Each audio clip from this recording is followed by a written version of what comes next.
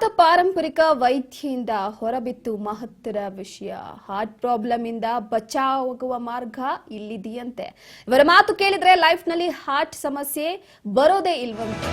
ಖ್ಯಾತ ಪಾರಂಪರಿಕ ವೈದ್ಯೆಯಿಂದ ಮಹತ್ತರ ವಿಷಯವೊಂದು ಹೊರಬಿದ್ದಿದೆ. ಇತ್ತೀಚೆಗೆ ನಾವು ಗಮನಿಸ್ತಾ ಇರಬಹುದು, ಈ ಹೃದಯಾಘಾತ, ಹೃದಯ ಸಂಬಂಧಿ ಕಾಯಿಲೆಗಳು, ಹೃದಯಕ್ಕೆ ಸಂಬಂಧಪಟ್ಟಂತಹ ವಿಷಯಗಳು ನಮ್ಮನ್ನೆಲ್ಲ ಕೂಡ ಸಾಕಷ್ಟು ರೀತಿಯಲ್ಲಿ ಖಿನ್ನತೆಗೊಳಪಡಿಸುತ್ತೆ. ಈಗ ಹಾರ್ಟ್ ಪ್ರಾಬ್ಲಮ್ ಇಂದ ಬಚಾವಾಗುವಂತ ಮಾರ್ಗ ಇಲ್ಲಿದೆಯಂತೆ. ಇವರ ಮಾತನ್ನ ಕೇಳಿದ್ರೆ ಲೈಫ್ ನಲ್ಲಿ ಹಾರ್ಟ್ ಸಮಸ್ಯೆ ಬರೋದಿಲ್ಲ. ಅಚ್ಚರಿ ಮೂಡಿಸೋ ಅದ್ಭುತ ವಿಷಯ ಇಲ್ಲಿದೆ ನೋಡಿ. ಪ್ರತಿಯೊಬ್ಬರು ಆಲಿಸಿ ಪಾಲಿಸಿ ಕೇಳಲೇಬೇಕಾದಂತಹ ವಿಚಾರ ಇದು.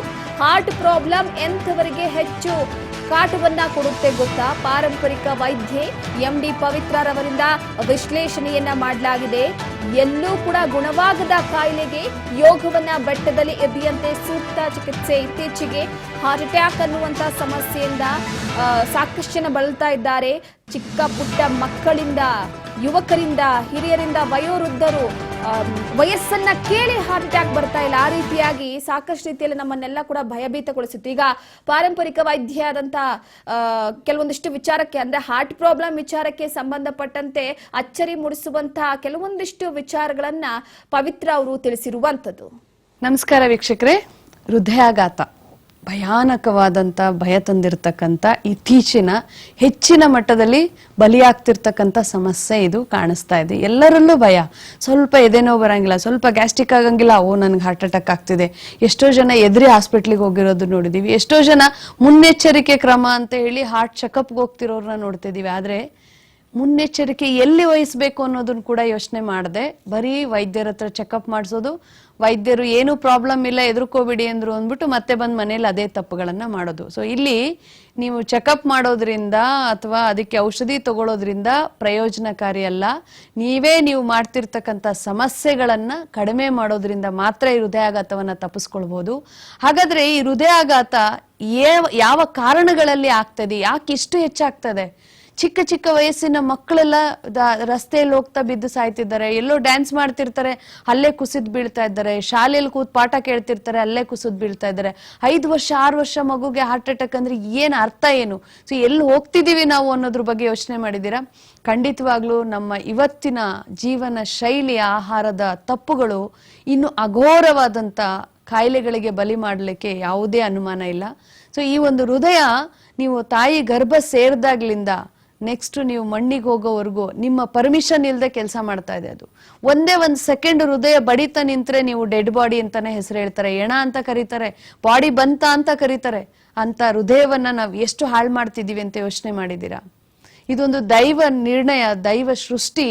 ತಾಯಿ ಗರ್ಭದಿಂದನೇ ಹೃದಯ ಬಡಿತ ಶುರುವಾಗುವಂಥದ್ದು. ಇಲ್ಲಿ ಯಾವ ವೈದ್ಯರು ನೀನು ಇಷ್ಟು ಸಮಯ ಬಡಿಬೇಕು ಅಂತ ಹೇಳಿಲ್ಲ, ನಿಮ್ಮ ಹೆತ್ತಂತ ತಾಯಿ ಕೂಡ ಹೇಳಲಿಲ್ಲ ನನ್ನ ಮಗುವಿನ ಹೃದಯ ನೀನು ಇಷ್ಟು ಸರಿನೇ ಬಡಿಬೇಕು ಅಂತ, ಅಥವಾ ನೀವು ಭೂಮಿಗೆ ಬಂದ್ಮೇಲೆ ನೀವು ಕೂಡ ಹೇಳಲಿಲ್ಲ ನನ್ನ ಹೃದಯ ಎಷ್ಟು ಸಮಯ ಬಡಿಬೇಕು, ಎಷ್ಟು ತನಕ ಅದು ಕೆಲಸ ಮಾಡ್ಬೇಕಂತ. ಆದ್ರೂ ಕೂಡ ನೀವೆಲ್ಲ ಕೊಟ್ಟಂತ ಹಿಂಸೆಯನ್ನ ಸಹಿಸ್ಕೊಂಡು ಅದು ತನ್ನ ಕೆಲಸವನ್ನ ತಾನು ಮಾಡ್ತಾ ಇದೆ. ಮಿತಿ ಮೀರಿದ ಸಂದರ್ಭದಲ್ಲಿ ಮಾಡೋದನ್ನ ನಿಲ್ಲಿಸಲೇಬೇಕಾಗತ್ತೆ.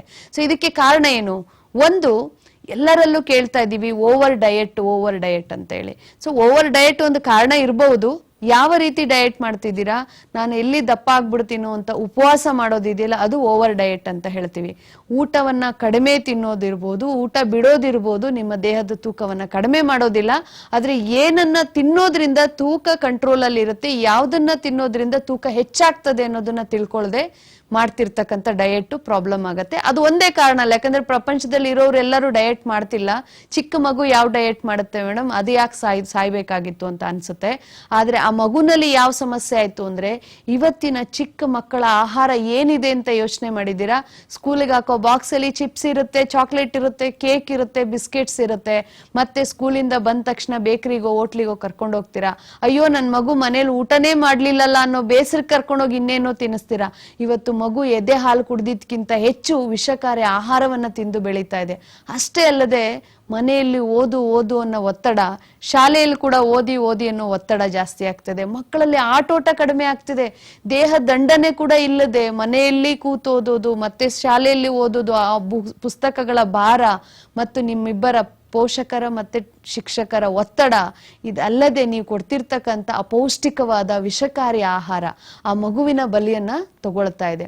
ಸೊ ಇಲ್ಲಿ ವಿಷಕಾರಿ ಆಹಾರ ತಿನ್ನೋದು ಕೂಡ ನಮ್ಮ ಅಂಗಾಂಗಗಳನ್ನ ಹಾಳು ಮಾಡುತ್ತೆ, ಉಪವಾಸ ಇರೋದು ಕೂಡ ಅಂಗಾಂಗವನ್ನ ಹಾಳು ಮಾಡುತ್ತೆ. ಹಾಗಾದ್ರೆ ಮೇಡಮ್, ನಮ್ಮಲ್ಲಿ ಒಬ್ರು ಇದ್ದಾರೆ, ಅವರು ಪ್ರತಿನಿತ್ಯ ಚೆನ್ನಾಗೇ ಊಟ ಮಾಡ್ತಾರೆ, ಮನೆಯಲ್ಲೇ ಊಟ ತಿಂತಾರೆ, ಅವ್ರಿಗೂ ಹಾರ್ಟ್ ಅಟ್ಯಾಕ್ ಆಯ್ತು ಯಾಕೆ ಅಂತ ಹೇಳಿದ್ರೆ, ಖಂಡಿತ ಅಲ್ಲೂ ಒಂದು ಕಾರಣ ಇರುತ್ತೆ. ನೀವು ಹೊರಗಡೆ ತಿಂದಿಲ್ದೇ ಇರಬಹುದು, ಆದ್ರೆ ಮನೆ ಊಟವನ್ನೇ ಅತಿಯಾಗಿ ತಿಂದ್ರೂ ಕೂಡ ನಿಮ್ಮ ದೇಹದಲ್ಲಿ ಬೊಜ್ಜು ಜಾಸ್ತಿ ಆಗತ್ತೆ. ಫ್ಯಾಟ್ ಜಾಸ್ತಿ ಆದಾಗ ಮಸಲ್ಸ್ ವೀಕ್ ಆಗತ್ತೆ.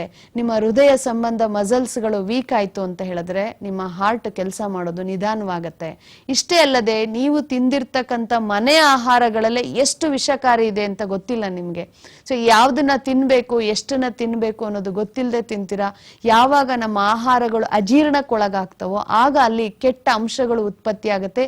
ಈ ನಿಮ್ಮ ಹೊಟ್ಟೆಯಲ್ಲೇ ಉತ್ಪತ್ತಿ ಆಗೋ ಕೆಟ್ಟ ಅಂಶವೂ ಒಂದೇ. ನೀವು ಹೊರಗಡೆ ಹೋಗಿ ಜಂಕ್ ಫುಡ್ಸ್ ಇರ್ಬೋದು ಅಥವಾ ಹೋಟೆಲ್ ಇರ್ಬೋದು, ಬೇಕರಿಲಿ ಇರ್ಬೋದು, ತಿನ್ನೋಂಥ ವಿಷಕಾರಿ ಆಹಾರವು ಎರಡೂ ಒಂದೇ ಸಮನಾಗಿರುತ್ತೆ. ಇನ್ನು ಹೃದಯಾಘಾತ ಸಮಸ್ಯೆ ಬಂದಾಗ ಎಷ್ಟೋ ಜನರಲ್ಲಿ ಕೇಳಿದೀವಿ, ಜಿಮ್ಗೆ ಹೋಗೋದ್ರಿಂದ ಹೃದಯಾಘಾತ ಆಯ್ತಂತೆ ಅಂತ. ಇದು ಸತ್ಯನಾ ಅನ್ನೋದು ಸಾಕಷ್ಟು ಜನರು ಪ್ರಶ್ನೆ ಆಗಿದೆ.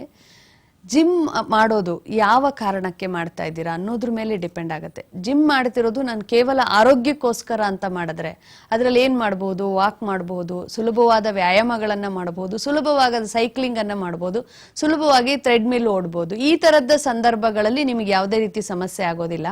ಆದ್ರೆ ನಾನು ಬಾಡಿ ಬಿಲ್ಡ್ ಮಾಡಕ್ಕೆ ಅಂತ ಮಾಡ್ತಾ ಇದ್ದೀನಿ, ನನ್ನ ದೇಹನ ಬೆಳೆಸ್ಲಿಕ್ಕೆ ಮಾಡ್ತಾ ಇದ್ದೀನಿ, ಅಲ್ಲಿ ನನಗೆ ಯಾವ್ಯಾವ ಭಾಗದಲ್ಲಿ ಎಲ್ಲೆಲ್ಲಿ ನನಗೆ ಫ್ಯಾಟ್ ಬೇಕು, ಎಲ್ಲೆಲ್ಲಿ ಮಸಲ್ಸ್ ಬೇಕು, ಇದನ್ನ ನಿರ್ಧಾರ ಮಾಡಿ ನಾನು ಜಿಮ್ ಅಲ್ಲಿ ವರ್ಕೌಟ್ ಮಾಡ್ತಿದ್ದೀನಿ ಅಂತೇಳಿ ಅಲ್ಲಿ ಸಿಕ್ಕ ಔಷಧಿಗಳು ಅಥವಾ ಪ್ರೋಟೀನ್ ಗಳನ್ನ ಬಳಸುವಂಥದ್ದು, ಅತಿಯಾಗಿ ಪ್ರೋಟೀನ್ಗೋಸ್ಕರ ನಾನ್ ವೆಜ್ ಗಳನ್ನ ಬಳಸುವಂಥದ್ದು, ಆ ತಿಂದಂತ ನಾನ್ ವೆಜ್ ನ ಬಳಕೆ ಮಾಡ್ಲಿಕ್ಕೋಸ್ಕರ ಓವರ್ ಆಗಿ ಜಿಮ್ ಮಾಡೋದು, ಅಂದ್ರೆ ವೇಟ್ ಲಿಫ್ಟಿಂಗ್ ಅಂತ ಏನ್ ಹೇಳ್ತೀವಿ, ಅತಿಯಾದ ಭಾರಗಳನ್ನ ಎತ್ತೋದು, ಇವು ನಿಮ್ಮ ಜೀವಕ್ಕೆ ಅಪಾಯವನ್ನ ತರ್ತಾ ಇದೆ. ಕೇವಲ ಒಂದು ಎಕ್ಸಸೈಸ್ ರೀತಿ ಅದನ್ನ ಉಪಯೋಗಿಸ್ಕೊಂಡು ನಿಮ್ಮ ಆರೋಗ್ಯಕ್ಕೋಸ್ಕರ ಜಿಮ್ ಅನ್ನ ಬಳಸ್ಕೊಂಡ್ರೆ ಸಮಸ್ಯೆ ಅಲ್ಲ.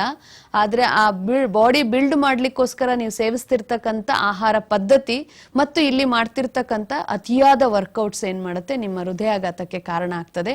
ಸೊ ಹಾಗಾಗಿ ನಮ್ಮ ದೇಹಕ್ಕೆ, ಅದರಲ್ಲೂ ನಮ್ಮ ಭಾರತೀಯ ಒಂದು ಜನರ ಆರೋಗ್ಯಕ್ಕೆ ಬೇಕಾಗಿರೋದು ಉತ್ತಮ ಆಹಾರ ಮತ್ತು ಅದಕ್ಕೆ ತಕ್ಕಂತ ಲಘುವಾದ ವ್ಯಾಯಾಮ. ನಾವು ಎಷ್ಟು ತಿನ್ಬಹುದು ಅಷ್ಟೇ ತಿನ್ಬೇಕು, ಎಷ್ಟು ಅದಕ್ಕೆ ವ್ಯಾಯಾಮ ಕೊಡ್ಬೇಕು ಅಷ್ಟೇ ಕೊಡ್ಬೇಕು. ಇದನ್ನ ಮಿತವಾಗಿ ಅಥವಾ ಲಘುವಾಗಿ ಅಂತ ಹೇಳ್ತೀವಿ. ಇದಕ್ಕೂ ಮೀರಿ ವೈದ್ಯರು ಹೇಳಿದ್ದಾರೆ, ನಿಮಗೆ ಹೃದಯಾಘಾತ ಆಗಿದೆ, ಸ್ಟೆಂಟ್ ಹಾಕ್ಬೇಕು ಅಥವಾ ಬೈಪಾಸ್ ಸರ್ಜರಿ ಮಾಡಬೇಕು, ಇನ್ನೊಂದು 15-20 ದಿವಸ ಟೈಮ್ ಇದೆ, ಅಷ್ಟರೊಳಗಡೆ ನೀವು ಆಪರೇಷನ್ಗೆ ಬರಲಿಲ್ಲ ಅಂದ್ರೆ ಅಪಾಯ ಆಗತ್ತೆ ಅಂತ ಹೇಳ್ಬಿಟ್ಟಿದ್ದಾರೆ ಅಂದ್ರೆ ಚಿಂತೆ ಮಾಡಬೇಡಿ. ಇಂಥ ಸಮಸ್ಯೆಗಳನ್ನ ಗುಣಪಡಿಸ್ಕೊಳ್ಳಿಕ್ಕೆ ಏಕೈಕ ಜಾಗ ಯೋಗವನ ಬೆಟ್ಟ. ನಿಮ್ಮ ರಕ್ತನಾಳಗಳ ಬ್ಲಾಕೇಜ್ ಕೂಡ ಆಯುರ್ವೇದದಿಂದ ನಿವಾರಣೆ ಆಗುತ್ತೆ. ಅದಕ್ಕೆ ಯಾವುದೇ ಸ್ಟೆಂಟ್ ಆಗ್ಲಿ ಆಪರೇಷನ್ಸ್ ಆಗ್ಲಿ ಅವಶ್ಯಕತೆ ಇಲ್ಲ. ರಕ್ತ ಶುದ್ಧೀಕರಣವನ್ನ ಮಾಡೋದ್ರಿಂದ ಹೃದಯಾಘಾತವನ್ನ ತಪ್ಪಿಸ್ಕೊಳ್ಬಹುದು, ಹೃದಯಕ್ಕೆ ಶಕ್ತಿ ಕೊಡೋದ್ರಿಂದ ಹೃದಯಾಘಾತವನ್ನ ತಪ್ಪಿಸ್ಕೊಳ್ಬಹುದು. ಈ ರೀತಿ ಸಮಸ್ಯೆ ನಿಮ್ ಯಾರಲ್ಲೇ ಇದ್ರೂ ಚಿಂತೆ ಪಡೋ ಅವಶ್ಯಕತೆ ಇಲ್ಲ, ನೇರವಾಗಿ ಭೇಟಿ ಮಾಡಿ.